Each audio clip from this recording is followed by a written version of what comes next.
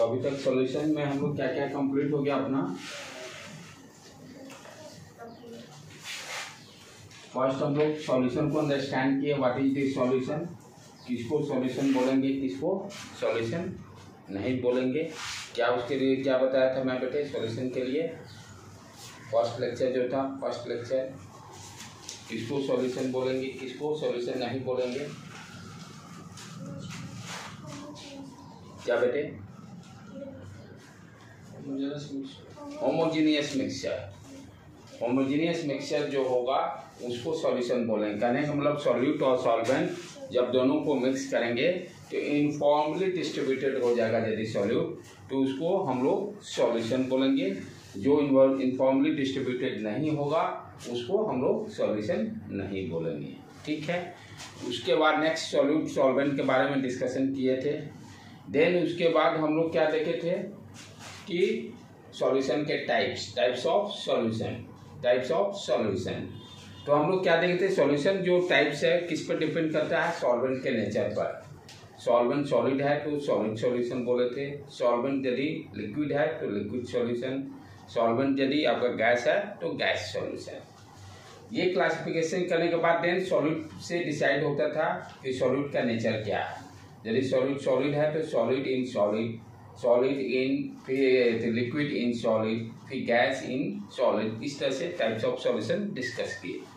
Then after that उसके बाद हम लोग क्या किए थे, concentration of solute, concentration of solute find out किए थे। डिफरेंट डिफरेंट टेक्निक्स थे, ठीक है। वेट बाय वेट या मास बाय मास भी उसको बोल सकते हैं, वेट बाय वेट, फिर वेट बाय वॉल्यूम, राइट, और उसके बाद volume by volume, percentage, then आपका मोलारिटी, हाँ ppm, देन मोलारिटी, मोलालिटी, ये सारी चीज़ें। उसके बाद नेक्स्ट ये कंप्लीट होने के बाद कंसंट्रेशन पे प्रॉब्लम भी सॉल्व किए हैं। आफ्टर दैट उसके बाद हम लोग क्या आ गए थे, सॉलिड इन लिक्विड सॉल्यूशन, यही था ना, सॉलिड इन लिक्विड सॉल्यूशन, जिसमें कि हम लोग क्या क्या पढ़े थे, हम लोग पार्शियल प्रेशर के बारे में कॉन्सेप्ट किए थे, हेनरी लॉ, हेनरी लॉ उसी में हम लोग डिस्कस किए थे, राइट। हेनरी लॉ उसी में था ना, क्या क्या क्या था बेटे, गैस इन लिक्विड, अच्छा पहला गैस इन लिक्विड था, सॉरी, तो गैस इन लिक्विड, अच्छा इसके बाद था सॉलिड इन लिक्विड वाला जो रॉल्स लॉ था।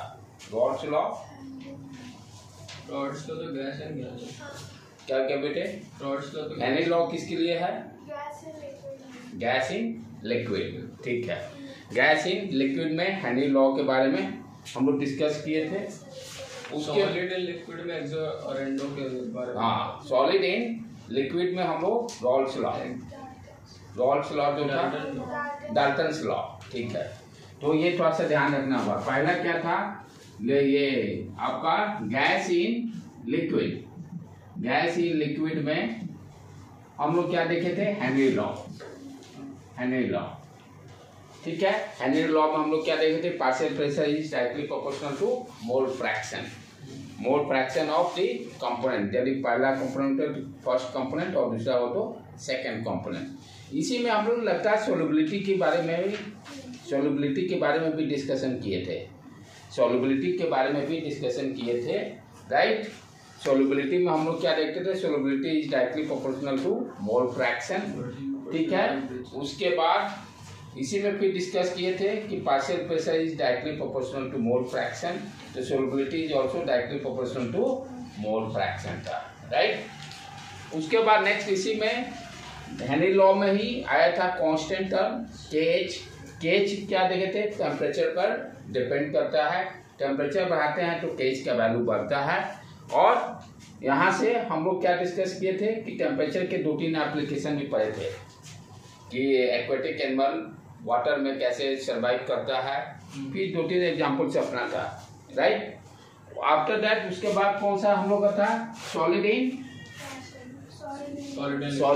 Liquid, solid in liquid. इसमें हम लोग रॉल्स लॉ के बारे में पढ़े थे बेटे, डाल्टन्स लॉ, अच्छा डाल्टन्स लॉ पार्शियल प्रेशर, ठीक है। इसमें क्या रहते हैं, जिसका मोल फ्रैक्शन ज्यादा होगा उसका प्रेशर ज्यादा हुआ, उसमें हम लोग क्या 3 एग्जाम्पल कंसिडर किए थे ना, जिसमें कि प्रेशर डिफरेंट लिए थे, जिसका प्रेशर ज्यादा उसका मोल फ्रैक्शन ज्यादा, यही था ना, राइट? क्लियर है? इसमें और कोई लॉ तो था नहीं, ठीक। देन उसके बाद रॉल्स लॉ के लिए लिक्विड इन लिक्विड, इसमें रॉल्स लॉ के बारे में पढ़े थे। रॉल्स लॉ इसमें क्या था आपका कि पार्शियल प्रेशर जो था directly proportional to mole fraction, यहाँ पे कांस्टेंट लिए थे रॉल्स लॉ का, वो क्या था पी नॉट। तो ये इसको क्या देखे थे, Rawls law is a special case of Henry law, सिर्फ कांस्टेंट का डिफरेंस था, गैस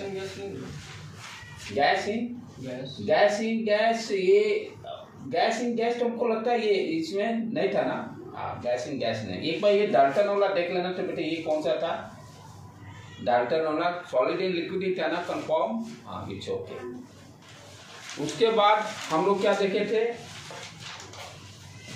कि नेक्स्ट आइडियल सॉल्यूशन के बारे में, ideal solution non ideal solution के बारे में डिस्कस किए थे, ideal solution non ideal solution के बारे में डिस्कस किए थे। आइडियल सॉल्यूशन में क्या देखे थे, change in volume zero, change in energy del H zero, right? और नॉन आइडियल में हम लोग क्या देखे थे, पॉजिटिव डेविएशन, नेगेटिव डेविएशन, इतना हम लोग कंप्लीट कर चुके हैं, राइट?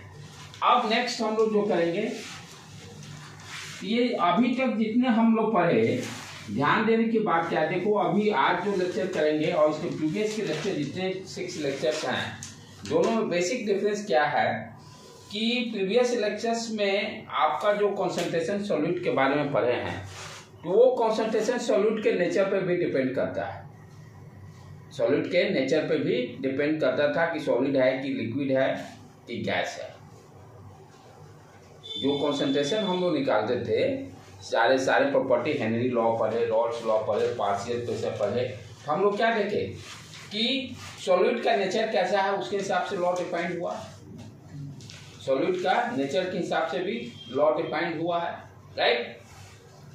अब आज का जो लेक्चर जो है, जो कोलिगेटिव प्रॉपर्टी है, वो आपके सॉल्यूट के नेचर पे डिपेंड नहीं करेगा।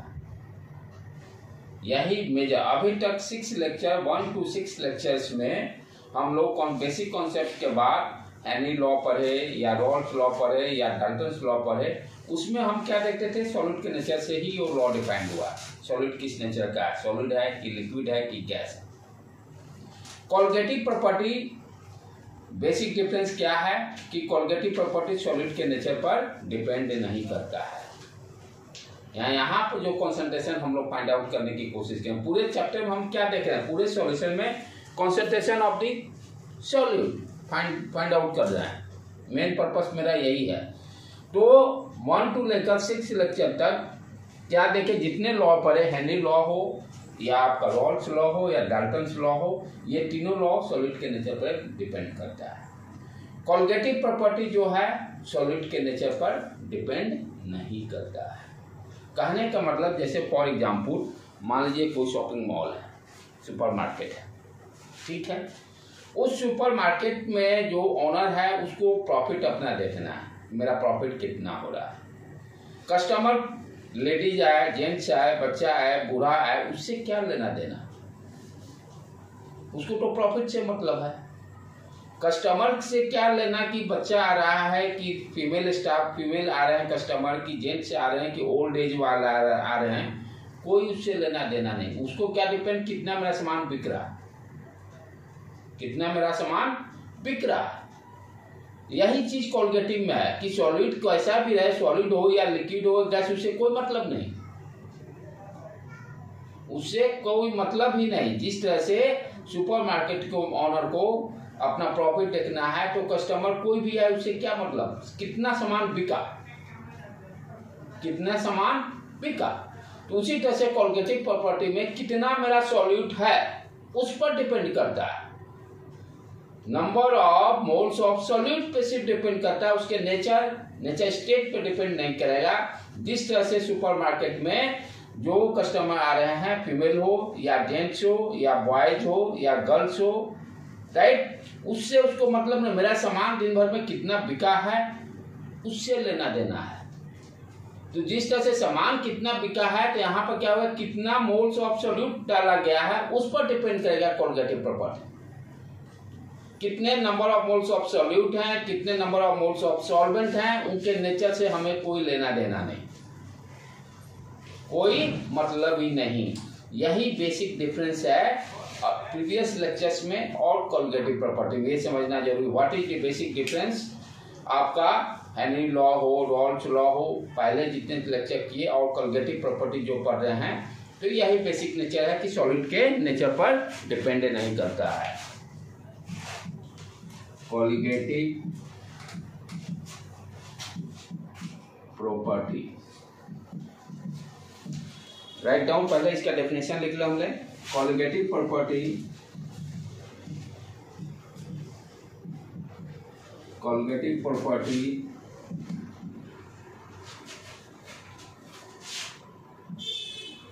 कोलगेटिव properties are the properties of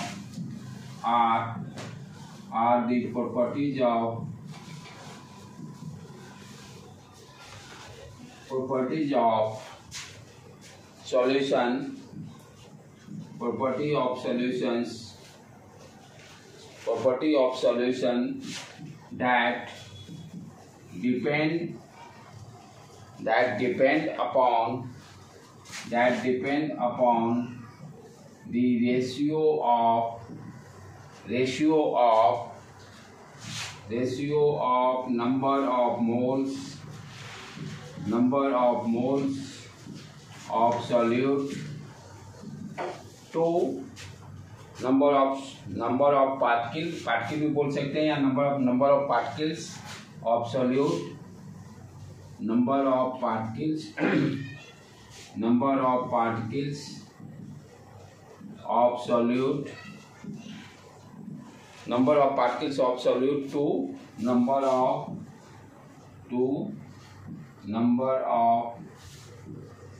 particles of solvent.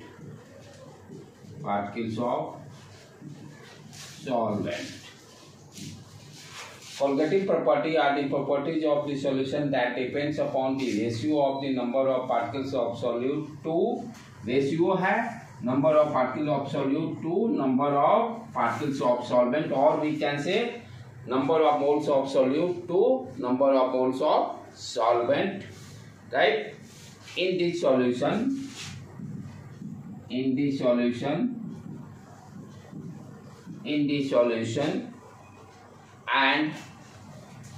and not depend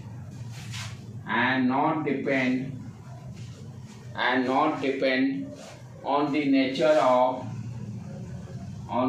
of solute. तो कोलगेटिव प्रॉपर्टी एक रेशियो पर डिपेंड करता है। वो रेशियो किस चीज का रहेगा? Number of particles of solute divided by number of particles of solvent, और we can say number of moles of solute divided by number of moles of solvent. It does not depend upon the nature of the solute. जिस तरह से मैंने example दिया, कोई supermarket है, supermarket में जो भी कस्टमर आ रहे हैं, ओनर को प्रॉफिट से मतलब कितने सामान मेरे बिके, कस्टमर से लेना ही देना नहीं। कस्टमर कैसा है, गोरा है, काला है, लंबा है, छोटा है, नाटा है, उससे क्या मतलब, मेरा सामान कितना बिका उस पर डिपेंड करता है। उसी तरह से सॉल्यूट कैसा भी रहे उससे कोई मतलब नहीं। सॉल्यूट के कितने नंबर ऑफ पार्टिकल्स सॉल्यूशन में है, कितने number of particles of solvent के, ये दोनों के रेशियो पर डिपेंड करता है। सॉल्यूट कैसा भी रहे उससे कोई मतलब नहीं है। जिस तरह से शॉप में कि जो कस्टमर आ रहे हैं वो कैसा गोरा है, काला, उसे क्या मतलब, कितने का सामान लिया उसे मतलब है, राइट। ये हो गया कोलगेटिव प्रॉपर्टी। कोलगेटिव को मीन्स क्या होता है? टुगेदर, और लिगेटिव मीन्स टुगेदर, कितना बाइंड कर सकता है, एक साथ कितने बाइंड कर सकते हैं सॉल्यूशन को, कितने तरह से सॉल्यूशन जो सॉल्यूट और सॉल्वेंट हो उसको किस तरह से बांध के रख सकता है। लैटिन वर्ड है बेसिकली। तो हमने क्या देखा, कोलगेटिव प्रॉपर्टी किस तरह का प्रॉपर्टी है, ये किस पर डिपेंड करता है, number of particles of solute to number of particles of solvent. अब इसमें क्या है, इसके 4 टाइप्स हैं कोलगेटिव प्रॉपर्टी के।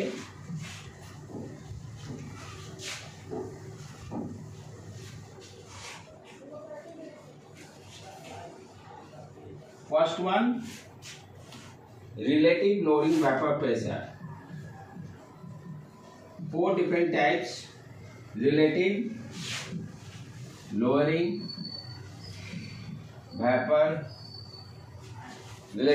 vapor pressure.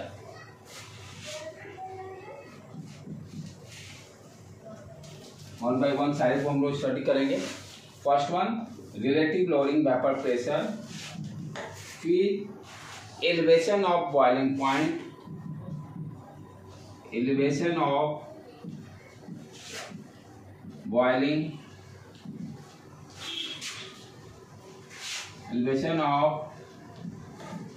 boiling point. Third one, depression of freezing point, depression of freezing point, and last, osmotic pressure.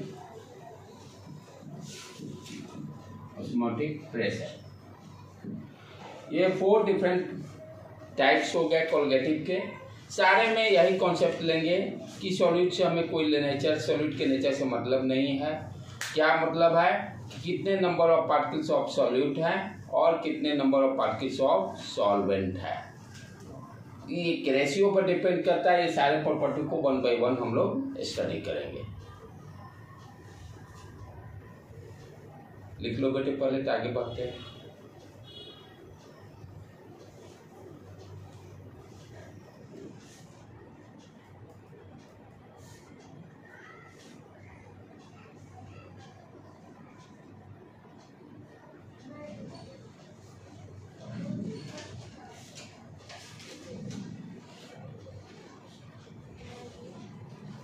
Relative lowering vapor pressure, second one elevation of boiling point, third one depression of freezing point, fourth osmotic pressure. लिख लिए बेटे, बताओ मैं अब। तो first one से start करते हैं, उसको समझते हैं ये क्या कह रहा है। Relative lowering vapour pressure, relative lowering vapor pressure। तो लोअरिंग वेपर प्रेशर का कॉन्सेप्ट हम लोग तो ऑलरेडी क्लियर है। वेपर प्रेशर क्या होता है, कोई भी लिक्विड है जब उसका ढक्कन बंद करके उसको हीट करेंगे तो जो खाली स्पेस में वेपर बनेगा उसी को हम लोग वेपर प्रेशर कहते हैं। खुला में कभी भी वेपर प्रेशर नहीं बनेगा, ये एकदम अब कॉन्सेप्ट इसका पक्का होना। लोअरिंग करने का मतलब क्या हो रहा है, वेपर प्रेशर डिक्रीज कर रहा है, इसकी बात कर रहा है। और रिलेटिव का मतलब सॉल्वेंट के रेस्पेक्ट में, प्योर जब सॉल्वेंट रहेगा उसके रेस्पेक्ट में कितना वेपर प्रेशर सॉल्वेंट का डिक्रीज करेगा, ठीक है। नाम से ही सारा चीज को, कॉन्सेप्ट को पकड़ना है। रिलेटिव किसी के रेस्पेक्ट में, रेस्पेक्ट देखेंगे किसकी रेस्पेक्ट की बात कर रहा है। लोअरिंग वेपर प्रेशर डिक्रीज करेगा। तो लोअरिंग वेपर प्रेशर,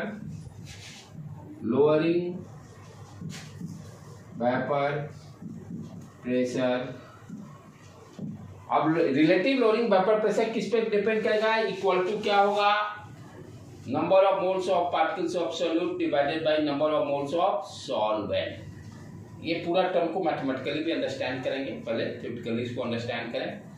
तो lowering of vapor pressure depends only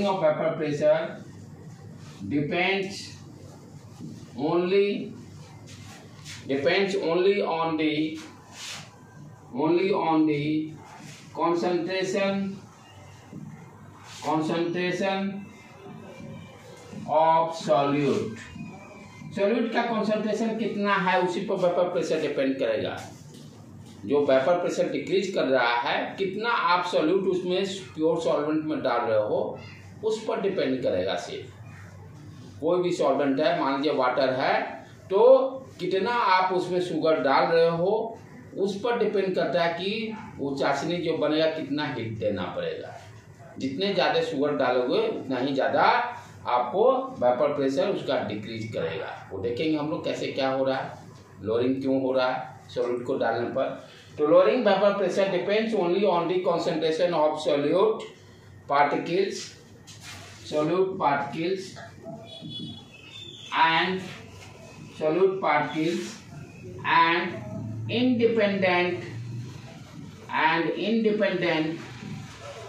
and independent of the solute nature। Solute के नेचर से कोई लेना देना नहीं है। Vapour lowering, relative lowering vapour pressure का, जो वेपर प्रेशर डिक्रीज कर रहा है सॉल्यूट, आप सॉल्यूट डालो या लिक्विड डालो या गैस डालो, उससे कोई मतलब नहीं है।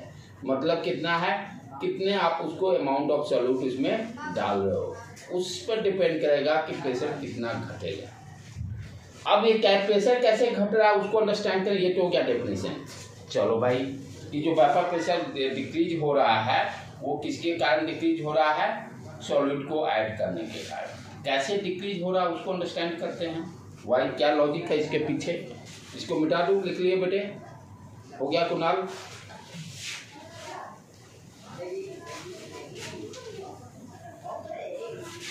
तो यहाँ पर बात क्या हो रही है, वेपर प्रेशर की बात हो रही है। ये फंडा ऑलरेडी हम लोग क्लियर कर चुके हैं। तो मान लेते हैं जैसे प्योर सॉल्वेंट को कंसीडर कर लेते हैं, इसका ढक्कन बंद कर दिए, प्योर सॉल्वेंट, ठीक है, प्योर सॉल्वेंट ले लिए।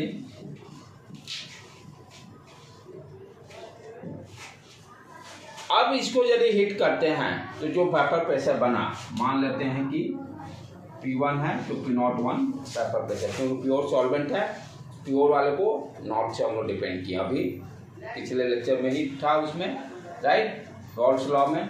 तो प्योर सॉल्वेंट है तो ये वेपर प्रेशर जो बनता है, आप कॉन्सेप्ट क्या था, जैसे ही हीट हम देते हैं तो सरफेस के, लिक्विड के सरफेस पे जो पार्टिकल्स होते हैं, लिक्विड के सरफेस पे जो पार्टिकल्स होते हैं उनके पास एनर्जी ज़्यादा होता है। तो जैसे ही हीट मिलेगा तो ये पार्टिकल क्या होंगे, गैस वेपर में कन्वर्ट होंगे।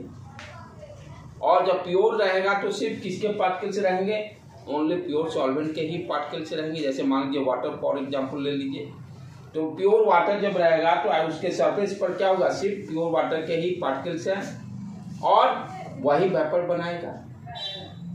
अच्छा, अब क्या कर रहे हैं कि इसमें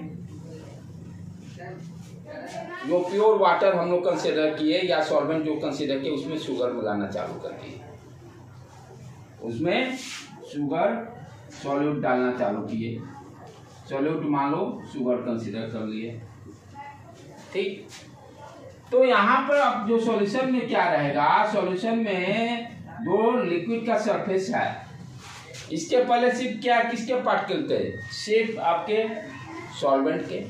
अब क्या होगा, इस यहाँ पर आपके शुगर के भी पार्टिकल्स आ जाएंगे बीच बीच में, वाटर पार्टिकल के बीच बीच में टॉप पर अब क्या होगा, शुगर के भी पार्टिकल्स रहेंगे और प्योर वाटर के भी पार्टिकल्स रहेंगे। तो पहले क्या था, जब प्योर वाटर था तो नंबर ऑफ पार्टिकल्स ज्यादा थे वाटर के। अब यहाँ पर क्या हो गया, नंबर ऑफ पार्टिकल्स वाटर के रिड्यूस हो गए, क्योंकि कुछ जगह शुगर के भी पार्टिकल्स स्पेस को ऑक्युपाई कर लिए। शुगर तो वेपर बनाएगा नहीं हमें, ठीक है। तो अब हीट जो देंगे, इसको हीट देंगे तो number of particles of waters जो हैं वो रिड्यूस हो गया प्योर वाटर के, प्योर सॉल्वेंट के कंपेयर या प्योर वाटर के कम रेस्पेक्ट में क्या हो गया, रिड्यूस हो गया। तो यहाँ जो वेपर बनेगा वो इसके रेस्पेक्ट में कम ही बनेगा। समझ में आ रहा है बेटे क्यों कम बन रहा है? जब प्योर वाटर है तो सिर्फ क्या है, इसके सरफेस पे वाटर के ही मॉलिक्यूल्स हैं, हीट करते हैं, इनकी एनर्जी ज्यादा है, सारा का सारा वेपर में कन्वर्ट हो गया। अब जैसे ही कोई सॉल्यूट ऐड कर रहे हैं तो सरफेस लेवल पर क्या होगा, लिक्विड के दोनों प्रेजेंट रहेंगे, वाटर के भी और सॉल्यूट के भी पार्टिकल्स रहेंगे, सॉल्यूट तो वेपर स्पेस ऑक्युपाई करेगा ही। तो या तो कैसा भी नेचर रहे, यहाँ तो सॉलिडली है, गैस रहे, लिक्विड रहे, कोई भी रहे, जगह तो घेरेगा। नंबर ऑफ पार्टिकल्स तो रिड्यूस होंगे प्योर सॉल्वेंट के नेचर से, क्योंकि ये नेचर पर डिपेंड नहीं करता है कोलिगेटिव प्रॉपर्टी, पहले ही हम लोग देखे हैं। आइडर आप सॉलिड लीजिए या लिक्विड लीजिए, गैस लीजिए, वेपर प्रेशर हमेशा डिक्रीज ही करेगा, क्योंकि अब पार्टिकल्स कम वेपर कन्वर्ट होंगे प्योर सॉल्वेंट के रेस्पेक्ट में। तो इसके तो हम लोग क्या देख रहे हैं कि कोई भी प्योर सॉल्वेंट है, यदि उसमें सॉल्यूट को ऐड करते हैं तो क्या वेपर प्रेशर डिक्रीज करेगा, राइट।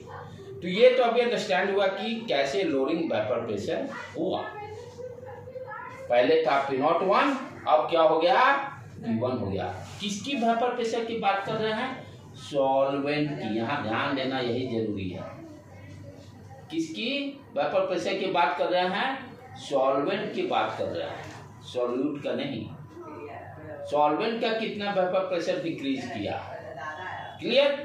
तो लोअरिंग वेपर प्रेशर टर्म समझ गया, तो क्या हो गया लोअरिंग वेपर प्रेशर, यहाँ पर लोअरिंग वेपर प्रेशर P0 से P1 हो गया।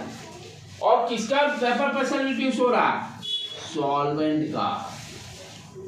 इन दी सॉल्यूशन में किसकी वेपर प्रेशर रिड्यूस करने की बात हो रही है, सॉल्वेंट की बात हो रही है, सॉल्यूट का नहीं। सॉल्वेंट कितना वेपर प्रेशर रिड्यूस हुआ, जिसको क्या हम लोग del P equal to we can write P0 minus P1, P0 minus P1। अच्छा, अब लोअरिंग वेपर प्रेशर के पहले वर्ड क्या यूज किया गया है, रिलेटिव। रिलेटिव यानी ये जो del P हुआ किसके रेस्पेक्ट में, सॉल्वेंट के रेस्पेक्ट में वर्ड यूज किया गया है ना, रिलेटिव लोअरिंग वेपर प्रेशर। तो रिलेटिव कहने का मतलब ये जो del P जो चेंज हुआ किसके रेस्पेक्ट में, प्योर सॉल्वेंट के रेस्पेक्ट में। वो वर्ड का मीनिंग ये हुआ, रिलेटिव लोअरिंग वेपर प्रेशर का मतलब मैथमेटिक्स में क्या हो गया, del P अपॉन P01। अगर वो वर्ड नहीं होता तो क्या बेटे, अगर रिलेटिव नहीं होता तो सिंपली यही रहेगा P01 माइनस P1।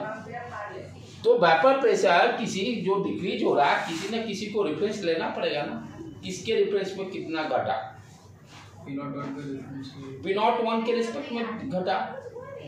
अब जो आमदनी है, आमदनी जो हो शॉप वाले को होगा, कोई ना कुछ तो रेफरेंस देखेगा ना कि भाई इतना रेफरेंस में इतना मेरे को कॉस्ट बैठा है, उस कॉस्ट पे कितना मेरे को फायदा मिल रहा है, कैसे प्रॉफिट निकालेगा। यदि 100 रुपये के सामान खरीदा है तो देखेगा कि भाई कि वो 100 रुपये का सामान 120 में बिका कि 130 में बिका, कोई ना कोई तो रेफरेंस लेगा ही, तभी वो बता सकता है मेरे को 10% फायदा है कि 20% फायदा है कि 5% प्रॉफिट हुआ। तो सिमिलरली यहाँ भी जो वेपर प्रेशर डिक्रीज करेगा किसके रेस्पेक्ट में,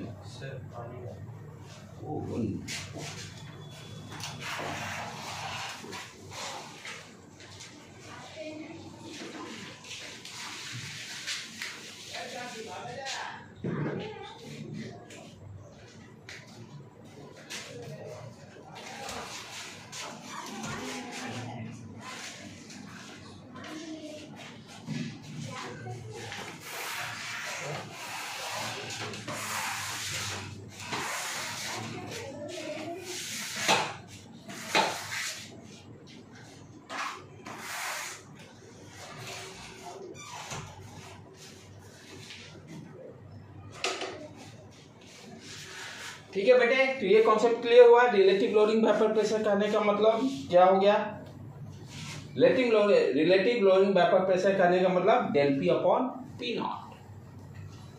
और ये किस पर डिपेंड करेगा, that will be equal to number of moles of solute divided by number of moles of solvent. P0 क्या था, प्योर सॉल्वेंट का वेपर प्रेशर।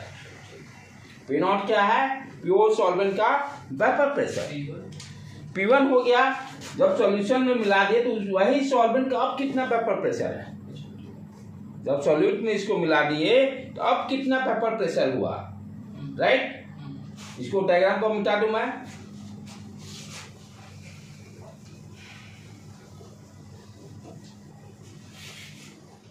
अब आ जाए इसका फॉर्मूला क्या है उस पर डिस्कशन करें। इसका फॉर्मूला क्या है उस पर डिस्कशन करें, राइट बेटे। तो रिलेटिव लोअरिंग वेपर प्रेशर का मतलब क्या हो गया, del P upon P01। P01 के रेस्पेक्ट में कितना वेपर प्रेशर डिक्रीज किया, ठीक है। अब इसके बाद अब ये किस पर डिपेंड कर रहा है, हम लोग क्या देखें कि सॉल्यूट कितना सॉल्यूट मिलाया गया है। Relative lowering vapour pressure that will be equal to mole fraction of solute, mole fraction of कितना अमाउंट ऑफ सोल्यूट मिलाया गया तभी तो वेपर प्रेशर डिक्रीज कर रहा है। Amount of the solute particles पर डिपेंड कर रहा है, किसके रेस्पेक्ट में, total number of moles of solutions. इसीलिए यहां पर मान लेते हैं Chi2 ले लेते हैं, ये प्योर सॉल्वेंट था अपना, प्योर सॉल्वेंट, ये ध्यान है, इसको हम लोग कंपोनेंट 1 कंसीडर किए हैं, कंपोनेंट 1, राइट। और सॉल्यूशन में कंपोनेंट 2 किसको, सॉल्यूट को कंसीडर किया है। तो कितना सॉल्यूट पार्टिकल्स डाला गया उस पर ये डिपेंड करेगा रिलेटिव लोअरिंग वेपर प्रेशर, यही कोलगेटिव प्रॉपर्टी कह रहा है। तो del P upon P naught क्या हो गया, equal to Chi2, equal to Chi2, right. तो हमें इसको क्या यहां पर लिख दें clear cut, mole fraction of solute, mole fraction of solute पर डिपेंड करेगा, ठीक है।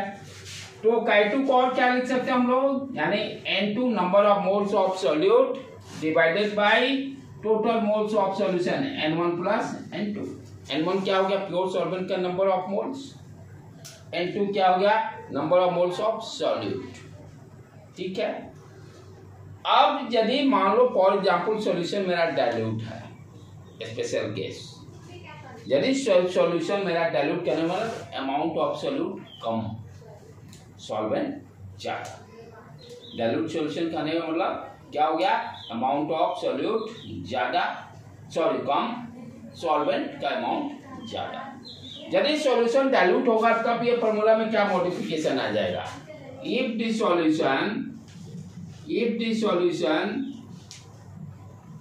सॉल्यूशन इज डाइल्यूट, डाइल्यूट हो जाने के कारण क्या हो गया कि यानी number of moles of solute N2 is too much less than N1 किसका है, सॉल्वेंट का, N2 किसका है, सॉल्यूट का। जब डाइल्यूट सॉल्यूशन होगा तो नंबर ऑफ सॉल्यूट पार्टिकल्स बहुत कम होंगे प्योर वाटर के रेस्पेक्ट में, सॉल्वेंट के रेस्पेक्ट में। तो यहाँ पर राइट हैंड साइड में क्या होगा आपका, थोड़ा सा मॉडिफाई हो गया P01। अब ये वैल्यू बहुत कम है, N2 इज वेरी स्मॉल, तो क्या करेंगे, N2 को इग्नोर कर देंगे डिनोमिनेटर में है, तो we can write N2 upon N1, we can write N2 upon N1। तो क्या भी स्टार्टिंग में बताया था ना, कोलगेटिव प्रॉपर्टी जो है, जो फर्स्ट डेफिनेशन ये थे, कोलगेटिव प्रॉपर्टी जो है किस पे डिपेंड, एक रेशियो पर डिपेंड करता है। वो रेशियो क्या है, number of particles of the solute divided by number of particles of the solvent. Finally आया इसी पर मॉडिफिकेशन अप्रोक्सीमेशन करने पर। कोलगेटिव प्रॉपर्टी जो डिफाइंड हुआ था उसमें क्या दिया था, कोलगेटिव प्रॉपर्टी डिपेंड्स किस पर डिपेंड करता है, एक रेशियो पे डिपेंड करता है। वो रेशियो किसका होना चाहिए, number of particles of solute to number of particles of solvent. समझ में आया बेटे, चलो इसको लिखो तो पहले।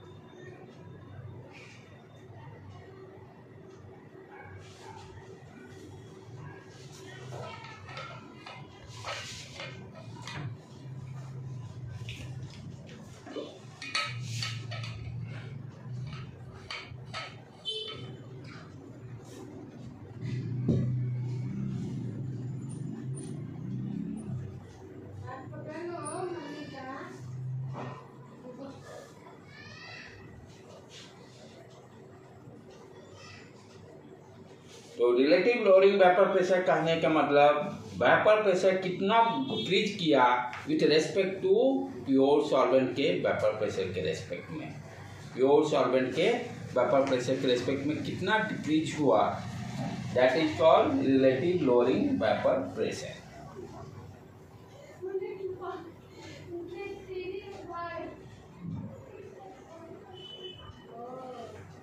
तो यही पहले इसी को याद रखिए, मॉडिफिकेशन तो अपने आप हो जाएगा। Relative lowering vapour pressure equal to mole fraction of solute. इस तरह से वर्ड को याद, वर्ड में याद रखिए, दैट इज बेटर, क्योंकि Chi1 था कि Chi2 था वो गड़बड़ा जाएगा, इसलिए बेस्ट है relative lowering vapour pressure equal to mole fraction of the solute, mole fraction of the solute. सारे में हम क्या देख रहे हैं, इसके पहले भी हम क्या देखे हैं, सारे जगह मोल फ्रैक्शन ऑफ सॉल्यूट ही है।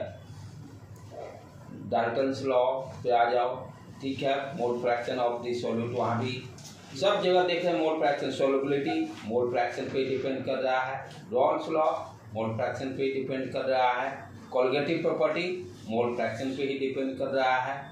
तो ये चीजें हम लोग को पते पते अपना भी एनालिसिस करना है कि कौन सा पैरामीटर कॉमन आ रहा है, कौन सा पैरामीटर कॉमन है। और सारे में क्या देख रहे हैं, लगभग सब जगह सॉल्यूट का ही कंसंट्रेशन निकालने के चक्कर में लगे पड़े, तो चैप्टर ही वही है, सॉल्यूशन में कंसंट्रेशन ऑफ सॉल्यूट ही निकालना है।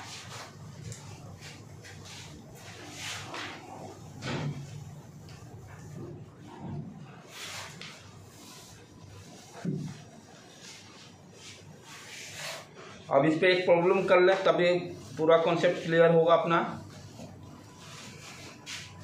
Right down, calculate the mass of non volatile solute, calculate the mass of non volatile solute, molar mass solute, जिसका कि मोलर मास दिया हुआ है, मोलर मास सॉल्यूट का मोलर मास 40 ग्राम पर mole. Calculate the mass of the non volatile solute, जिसका कि molar mass दिया हुआ 40 ग्राम पर मोल, which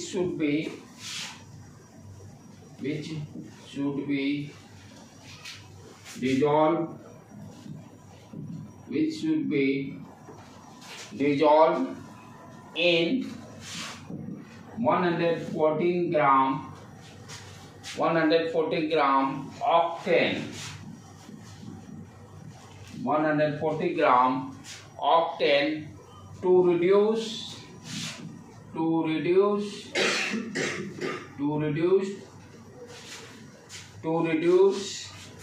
its vapor pressure, to reduce its vapor pressure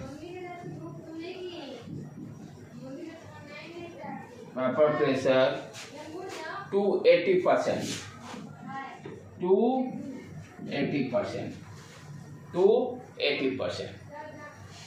क्या दिया हुआ है, calculate the mass of non volatile solute non volatile दिया, ठीक है, ओके। वो मोलर मास इसका दिया हुआ 40 gram, which should be dissolve in 114 gram, यानी कहने मतलब ये मान लो ऑक्टेन प्योर सॉल्वेंट है, ये बनाना, हाँ इसको बनाना है। ये ऑक्टेन कहने का मतलब क्या फॉर्मूला हो गया ऑक्टेन का, C8H18, ठीक है। तो क्या कर रहा है, ऑक्टेन प्योर सॉल्वेंट है, प्योर सॉल्वेंट क्या है यहाँ पर, ऑक्टेन है, C8H18। हाँ करो 2 मिनट वेट करो इसको, तुम अपना बनाओ, इन लोगों को तब तक बता देते हैं, इन लोग के लिए दिक्कत है, ठीक है, फर्स्ट टाइम। तो क्या दिया हुआ बेटे, calculate the mass of non volatile solute जो ये solute which should be dissolve इन 100, इसका दिया हुआ है मास, कितना दिया हुआ है, जो प्योर सॉल्वेंट का है, प्योर सॉल्वेंट का मास, गिवन मास 114 ग्राम, ठीक है। इसमें सॉल्यूट को ऐड किया गया है, सॉल्यूट को ऐड किया गया है जिसका कि मोलर मास दिया हुआ 40 ग्राम पर मोल। तो डालने से क्या हो रहा है, प्रेशर कितना हो रहा है रिड्यूस, 80% तक रिड्यूस हो रहा है। यानी इनिशियल, यदि इसको अंडरस्टैंड करने का मतलब इसको कैसे समझेंगे, मान लेते हैं प्योर सॉल्वेंट का वेपर प्रेशर इनिशियली P01 कितना है 100, इनिशियली परसेंटेज में दिया ना 80% तक क्या क्या है, reduce its vapour pressure to 80% तक रिड्यूस हो रहा है। मान लीजिए 100 है, अब कितना हो गया 80, नहीं 100 तो 20 हो जाएगा। 80% कहने का मतलब नहीं समझे, रिड्यूस यही तो समझना है, to reduce its vapour pressure 80%, यानी 80, 100 था तो 100 से 80 आ गया। He do not say कि 20% रिड्यूस, क्या लिख रहा है, reduce its vapour pressure to 80% तक, यानी 80% रिड्यूस नहीं, 80% पे आकर अटक गया, 80% पर अटक गया। जैसे होता ना ये आपका मार्क्स 100 से स्टार्ट किए, कट ऑफ निकालना है 100, 99, 97, 96, 97, फिर 95, 91, 80 पे आपका हम रुक गए, 80 पर कट ऑफ बना दिए। तो वही क्या कर रहा है, to reduce its vapour pressure to 80%, यानी इनिशियली 100 था, अब कितना हो गया 80, 80। यही चीज यहां समझना था। तो यहां पर डेल पी कितना हो गया 20 और पी नॉट कितना है 100। तो ये रिलेटिव लोडिंग वेपर प्रेशर जो होगा del P upon P naught, sorry P naught 1, ये कितना हो गया 20 डिवाइडेड बाई 100, 20 डिवाइडेड बाई 100 कहने मतलब 0.2। अच्छा, और ये relative loading vapour pressure that will be equal to mole fraction of the solute. हम लोग K1 K2 याद ना रखेंगे, वो भुला जाएंगे। उससे अच्छा है कि कौन कंपोनेंट 1 लिए थे, कौन कंपोनेंट 2 भुला गया, सारा कहानी क्लोज हो जाएगा। उससे बेस्ट क्या है, मोल फ्रैक्शन ऑफ द सॉल्यूट रखिए दिमाग में से। तो मोल फ्रैक्शन ऑफ द सॉल्यूट, यहाँ पर आपका सॉल्यूट क्या है आपका, जिसका कि मोल मान लेते हैं नंबर ऑफ मोल्स, उसको N1 कंसीडर कर लेते हैं। N1 चाहे N2 जैसे लिया है फॉर्मूला, कोई भी रखे उससे कोई दिक्कत नहीं, आपको जिसमें सुविधा दिखाए। ठीक है, N2 divided by N1 plus N2, N2 निकालना है तभी उसका गिवन मास निकलेगा। N1 दिया हुआ मास 114 ग्राम, इसका मोलर मास यहाँ से निकाल लेंगे। तो ये भी देखो 12 8 जा 96 और प्लस 18 कितना आ जाएगा 96, 400, 114। मोलर मास इसका आ जाएगा, मोलर मास 114 ग्राम। ठीक, नंबर ऑफ मोल्स कितना हो गया, गिवन मास 114 दिया हुआ है, divided by 114, 1 mole. Number of moles given mass 114 divided by molar mass, that will be equal to 1। यानी N2 का वैल्यू कितना हो गया 1 दिया हुआ है। यहाँ पर डिनोमिनेटर को इग्नोर नहीं कर सकते क्योंकि N2 ये तो निकालना है, N2 दिया रहता तब डिनोमिनेटर कैलकुलेशन के लिए चलो इग्नोर कर सकते हैं, लेकिन यहाँ पर हमें तो N2 निकालना ही है। लेफ्ट हैंड साइड में 0.2 हो गया, 0.2 equal to N2 divided by 1 plus N2। इसको सॉल्व कर दो बेटे, 0.2 1 प्लस N2 और इधर N2,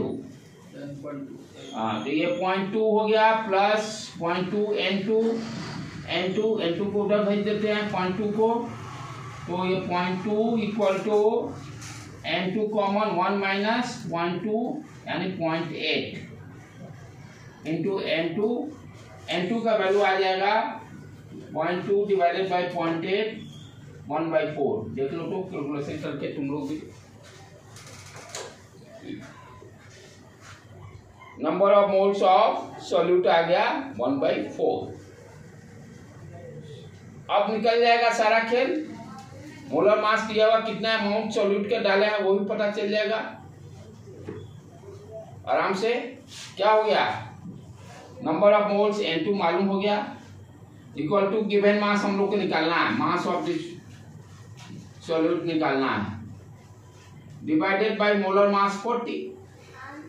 N2 का वैल्यू 1/4 दिया हुआ है, मास of the solute divided bye 40, 10 आ जाएगा, 10 ग्राम। N1 सॉल्यूशन का 10.2 N2 सॉल्यूट का N1 सॉल्वेंट है, वही सॉल्वेंट है। हाँ N2 सॉल्यूट है, N2 सॉल्यूट है। 10.2 नहीं प्योर आएगा, देखो देखो 10 आ रहा है, देखो कैलकुलेशन काम से। नंबर ऑफ मोल्स कितना आया वो पहले मैच करो। नंबर ऑफ मोल्स, नंबर ये फटाक इसमें कुछ कैलकुलेशन ही नहीं है, तो सीधे एक ही फॉर्मूला पे है। हम डायरेक्ट ही रख दिए, अलग अलग नहीं निकाला।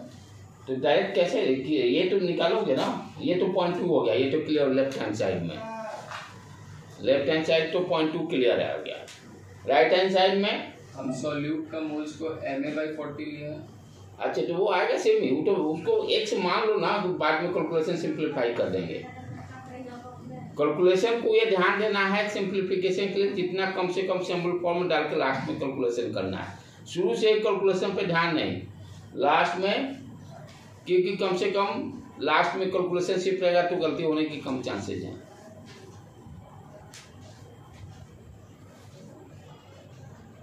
आज यहीं रहने देते हैं।